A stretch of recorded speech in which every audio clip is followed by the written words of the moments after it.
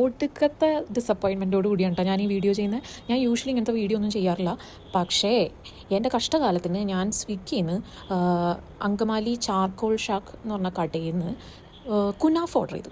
നിങ്ങൾ ആരെങ്കിലും ഇങ്ങനത്തെ കുനാഫ ജീവിതത്തിൽ കണ്ടിട്ടുണ്ടെങ്കിൽ ഒന്ന് പറയട്ടെ. ഞാൻ ഇതുവരെ കണ്ടിട്ടില്ല ഇങ്ങനത്തെ ഒരു കുനാഫ. ഇതെങ്ങനെ ഉണ്ടാക്കിയപ്പോഴാണ് ഇവർക്ക് ഇങ്ങനെ കിട്ടിയതെന്ന് എനിക്ക് മനസ്സിലാവണില്ല. ഇനി ഇത് ഓൾഡ് ഫുഡാണോ അതും എനിക്ക് മനസ്സിലാവണില്ല. ഞാൻ അത് ടേസ്റ്റ് ചെയ്ത് നോക്കാനുള്ള റിസ്ക് പോലും എടുത്തില്ല. കാരണം അത് കാണുമ്പോൾ തന്നെ അതിൻ്റെ ടെക്സ്ചർ കാണുമ്പോൾ തന്നെ മനസ്സിലാവും ഇത് കുനാഫയല്ല, ഇത് വേറെന്തോ ഒരു എന്താണത് ഇങ്ങനെ കാട്ടി വെച്ചേക്കണേന്ന് എനിക്ക് മനസ്സിലായില്ല. ഇത്രയും വേസ്റ്റായിട്ടൊരു ഫുഡ് ഇങ്ങനെ ഡെലിവറി ചെയ്യാൻ പറ്റുമെന്ന് എനിക്കറിയില്ലായിരുന്നു. ഇത് ഒരു വലിയ ഐ ഓപ്പണറായിരുന്നു.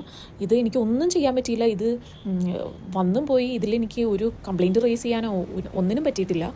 ബട്ട് ഇങ്ങനത്തെ എക്സ്പീരിയൻസ് എനിക്കിത് ആദ്യമായിട്ടാണ്.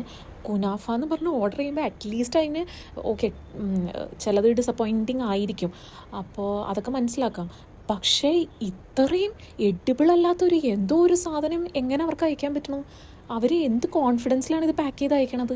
എനിക്കത് മനസ്സിലാവണില്ല.